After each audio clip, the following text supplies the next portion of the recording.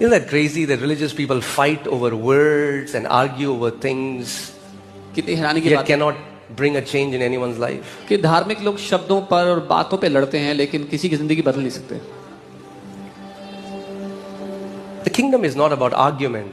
Paul says the kingdom is not mere talking, it is the power of God. परमेश्वर का राज्य बहसबाजी के बारे में नहीं है. पौलुस ने कहा कि परमेश्वर का राज्य खोखली बातों में नहीं लेकिन परमेश्वर की सामर्थ्य के प्रकटीकरण में. Okay? So blessed is the man who walks not in the counsel of the ungodly, nor stands in the path of sinners, nor sits in the seat of the scornful. तो धन्य है वो मनुष्य जो दुष्टों की युक्ति पर नहीं चलता, पापियों के मार्ग पे नहीं खड़ा होता और ठट्ठा करने वालों की मंडली में नहीं बैठता.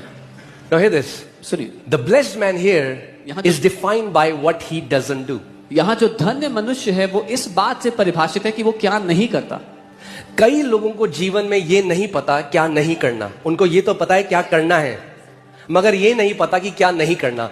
पहले ये डिसाइड करो क्या नहीं करना, तो जो करना है वो इजी हो जाएगा करना. Some people don't know in life what not to do. They know what to do, but they do not know what not to do. First decide what not to do and doing will become easier. जैसे कई विश्वासी कहते हैं उपवास करूंगा इस शनिवार को. So some believers they say I will fast this Saturday. उनको पता है क्या करना है, They know what to do. सो उपवास तो करते हैं, So they fast. मगर ये नहीं पता क्या नहीं करना. But they don't know what not to do. तो इंस्टाग्राम भी चल रहा है, So they're on Instagram as well. तो व्हाट्सएप भी चल रहा They're है, on WhatsApp as well. तो फोन भी आ रहे हैं, They're on phone तो calls. बाहर घूमने भी जा They're रहे going हैं. out to तो places. जितना जरूरी ये जानना है कि क्या करना है, उतना ही जरूरी ये जानना है क्या नहीं करना. So as important it is to know what to do, it is equally important to also know what not to do.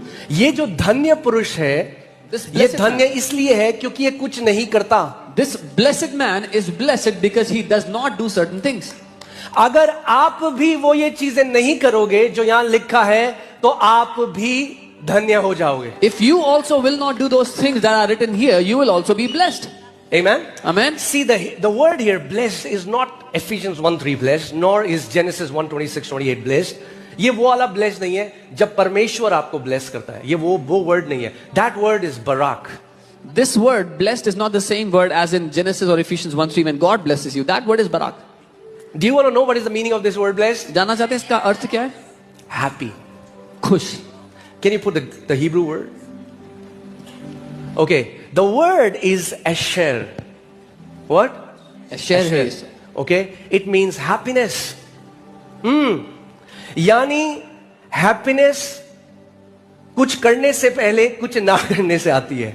So happiness comes by not doing certain things before you do anything else. कितने लोग मेरी बात समझ रहे हैं?